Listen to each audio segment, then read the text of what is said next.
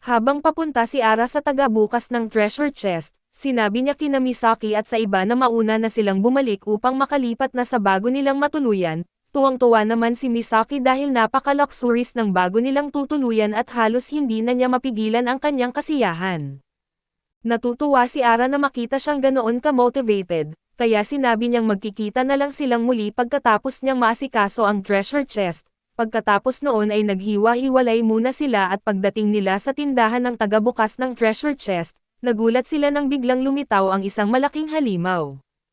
Labis itong ikinagulat ni Ara dahil hindi niya alam na posible palang may lumabas na halimaw sa labas ng labyrinth. Akala nila ay kailangan na nilang lumaban, pero biglang lumitaw ang isang babae sa likod ng halimaw at nagpakilalang si Falma Arthur at ipinaliwanag niyang nagtatrabaho siya sa tindahan ng mga taga-bukas ng treasure chest. Ipinaalam na raw ng guild na darating si Ara ngayong araw, kaya inanyayahan niya silang pumasok at pagkaupo nila ay humingi ng paumanhin si Falma dahil nagulat sila kay Cyan kanina. Nalito si Ara dahil hindi niya alam kung sino si Cyan. Ipinaliwanag ni Falma na si Cyan ang malaking aso sa labas at kahit mukha itong halimaw, isa lamang itong bihirang uri ng Silverhound at dati itong nagsisilbing guard dog ng mga seeker, pero ngayon ay binabantayan na lamang nito ang tindahan at sa kasalukuyan, nakipaglaro naman dito ang mga anak ni Falma. Matapos iyon ay hiniling ni Falma kay Ara na ipakita ang treasure chest na gusto niyang buksan at pagkahawak pa lang niya rito, agad niyang naramdaman na napakabihira ng treasure chest na ito. Sinabi niyang siguradong may mahalagang kayamanan sa loob kaso delikado rin ito dahil kapag mali ang paraan ng pagbukas, maaari itong maglabas ng napakaraming halimaw na kayang magwasak ng malaking bahagi ng bayan. Gayunpaman, tiniyak niyang wala silang dapat ikabahala dahil palagi siyang may suot na mga magic item na nagpapataas ng tagumpay sa pagbubukas ng treasure chest hanggang 100%, para makasigurado ay dinala niya ang treasure chest sa espesyal niyang bunker para sa pagbubukas nito. Habang sinisimulan niya ang proseso, namangha sina Ara nang lumitaw sa ere ang napakalaking network ng mga ilaw sa ibabaw ni Falma at nagtanong si Ara kung ano ang mga iyon. Ipinaliwanag ni Falma na iyon ang panloob na circuit ng treasure chest na ginawa upang buhayin ang mga bitag at pigilan ang sino mang magbukas nito. Kailangan niyang ilipat ang mga pulang bola papunta sa treasure chest nang hindi samasagi ang mga ito sa berdeng linya ng mga bitag. Kapag nagkamali siya kahit isang beses lang at malamang ay mamamatay silang lahat at sa kabila ng panganib, mukhang sobrang nag-e-enjoy si Falma sa ginagawa niya at sa katunayan ay parang masyado pa nga siyang nasisiyahan. Sa huli ay matagumpay niyang nalampasan ang lahat ng bitag at ligtas na nabuksan ang treasure chest. Iginiit niya kina Ara na maaari na silang lumapit, gayunpaman ay natulala si Ara dahil hindi niya inaasahang ganoon karami ang kayamanan na nasa loob. Habang papalapit siya sa tambak ng kayamanan, aksidente niyang naapakan ang isang bagay na mukhang susi at yumukod sana siya upang pulutin ito, subalit agad siyang pinigilan ni Falma at binalaan siya nitong maaaring may sumpa ang ilan sa mga gamit doon. Kaya huwag muna siyang hahawak ng kahit ano hanggat hindi pa niya natatasa ang lahat ng mga ito. Makalipas ang ilang sandali ay naghihintay sa bayan sina Suzuna, Misaki at Alicia sa pagbabalik ni Ara at nang makita nila ang grupo, napansin nilang may bago ng kagamitan sina Ara at Teresia at nakasuot ngayon si Ara ng bulletproof vest at mayroon din siyang bagong tirador na may mga slot para sa tinatawag na ron. Gayunpaman ay wala siyang ideya kung ano iyon at ipinaliwanag ni Alicia na ang mga ron ay mas mataas na bersyon ng magic stones, bihira lamang ang mga sandata na may slot para sa ron dahil nagbibigay ito ng malaking dagdag na lakas, kaya pinayuhan niya si Ara na alagaan ng mabuti ang bago niyang tirador. Nakakuha rin siya ng pares ng guwantes na nagbibigay ng +1 support, hindi man niya lubos maintindihan kung paano ito gumagana at mukhang malaking tulong pa rin ito. Samantala ay nakakuha naman si Teresia ng pares ng chameleon boots na nagbibigay sa kanya ng kakayahang mas madaling makihalo sa paligid. Bukod pa rito ay napakaganda rin ng disenyo ng mga bota kaso iginiit ni Misaki na bagay iyon kay Teresia. Pagkatapos ay tinanong ni Misaki kung nasaan si Igarashi dahil hindi niya ito kasabay ni Ara at Teresia. Ipinaliwanag ni Ara na nagtatago ito sa likod ng pader dahil nahihiya siya sa bago niyang kasuotan.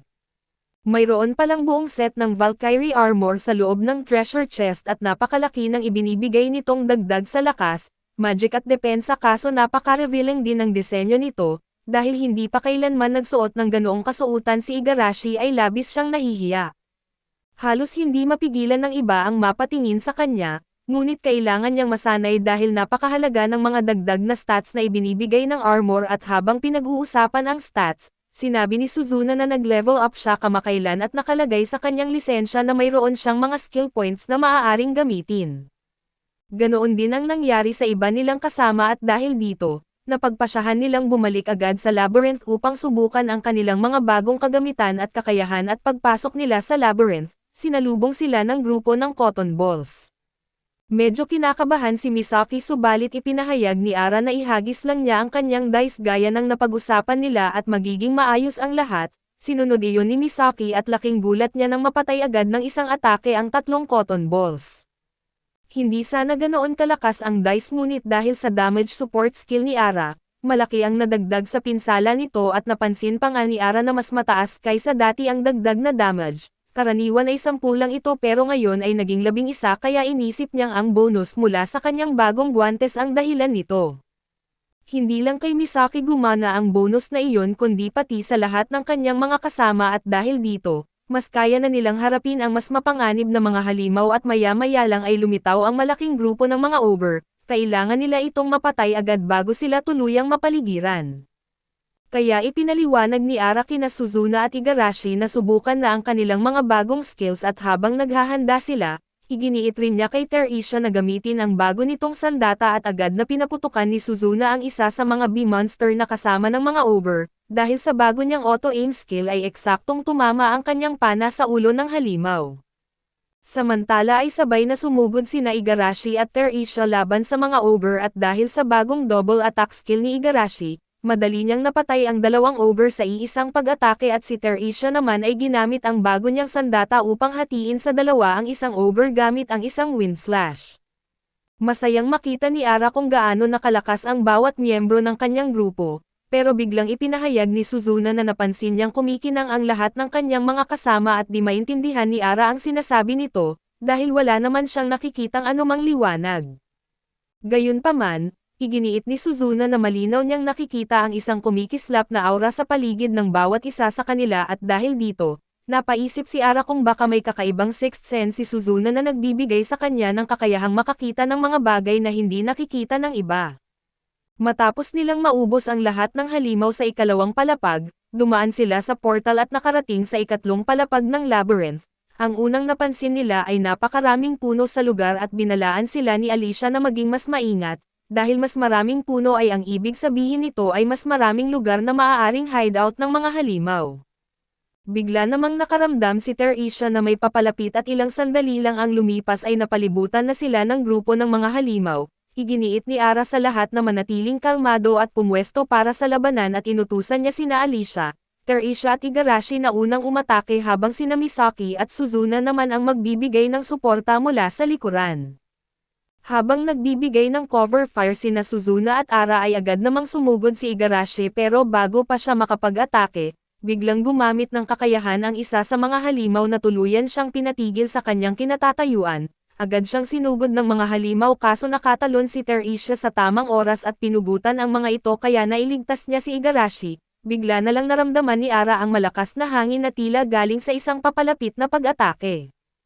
Subalit wala naman siyang makitang ibang halimaw sa paligid, kaya wala siyang ideya kung saan ito nanggagaling at mabuti na lang at napansin ni Terisha ang halimaw na nagtatago sa isang puno. Isa pala itong uri ng chameleon monster na kayang magtago gamit ang kakayahan nitong mag-camouflage.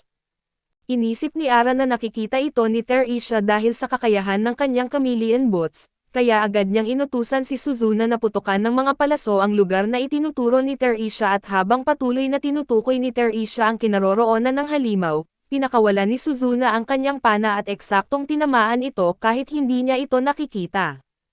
Nang mawala ang camouflage ng halimaw, nagkaroon ng pagkakataon si Alicia na tapusin ito sa isang malakas na pag-atake at nakahinga ng maluwag si Ara matapos ang laban at nilapitan niya si Igarashi upang tanungin kung ayos lang ba siya. Kaso pagtingin pa lang niya rito ay agad siyang napalingon sa kabilang direksyon dahil sa sobrang hiya.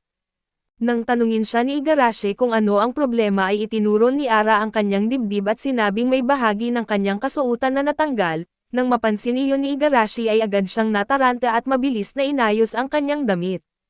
Pagkatapos ng labanan ay nagpahinga muna ang buong grupo sa ilalim ng isang puno. Habang nagpapahinga ay ginamit ni Ara ang kanyang lisensya upang alamin kung anong skill ang ginamit ng halimaw kay Igarashi. Ang pangalan nito ay Chilling Gaze na isang kakayahang nagpaparalisa sa sinumang matitigan nito. Naalala ni Igarashi na matapos siyang tawagin ni Ara ay bigla siyang nakagalaw muli, kaya nagtaka siya kung bakit at sa palagay ni Ara ay maaaring epekto iyon ng kanyang moral boost skill, dahil may kakayahan si Suzuna na makakita ng mga bagay na hindi nakikita ng iba. Tinanong siya ni Ara kung nakikita pa rin ba niya ang kakaibang liwanag sa paligid ng lahat. Sumagot si Suzuna na nawala na ang liwanag sa iba at siya na lang pati si Misaki ang patuloy na kumikinang. Ipinaliwanag naman ni Alicia na maaaring senyales iyon na puno na ang kanilang moral. Ang moral ay isang stat na sumusukat sa lakas ng isip ng isang seeker. Kapag umabot ito sa pinakamataas na antas ay maaari nilang gamitin ang tinatawag na moral release, na nagpapagana sa kanilang natatanging kakayahan at gustong subukan nina Suzuna at Misaki ang moral release, kaya nagtungo sila sa isang malawak na lugar at sabay itong inactivate. Biglang nagliwanag ng berde at pula ang kanilang mga katawan habang nagsanib ang kakayahan ni Misaki na fortune roll at ang kakayahan ni Suzuna na moon reading. Ilang sandali lang ay may sinag ng liwanag na bumababa mula sa langit at itinuro sila sa isang lugar sa kagubatan kung saan nakabaon ang isang teleport stone. Ipinaliwanag ni Alicia na ang mga teleport stone ay ginagamit upang lumipat sa ibang palapag ng labyrinth, kaso may isang bagay na hindi tama at 3 palapag lang dapat ang labyrinth na ito at nasa 4 palapag na sila ngayon, kaya nagtaka siya kung saan sila dadalhin ng teleport stone. Tinanong ni Igarashi si Ara kung mas mabuti bang bumalik na lang sila kaysa isusugal ang paggamit sa misteryosong teleport stone. Sumang-ayon naman si Ara na masyadong mapanganib ang isang bagay na hindi nila alam. Subalit bigla na lang nadapa si Misaki at aksidenteng nahulog sa teleport stone, dahilan upang agad siyang ma-teleport at wala sana silang balak pumasok pero hindi rin nila maaaring iwan si Misaki, kaya sinabi ni Ara na siya na lang ang susunod upang sunduin ito. Sinabi rin niya sa iba na kung hindi siya makabalik pagkalipas ng ilang minuto, ibig sabihin ay hindi na siya makakabalik at dapat ay umalis na sila nang wala siya at agad namang tumutol ang lahat sa plano niya. Sinubukan ni Ara na ipaliwanag na masyadong mapanganib kung sabay-sabay silang papasok. Kaso binanggit ng kanyang mga kasama na kung papasok siya ng mag-isa, susunod din sila sa kanya kahit pigilan pa niya sila at sa huli, napangiti na lang si Ara at pumayag na sabay-sabay silang pumasok upang iligtas si Misaki.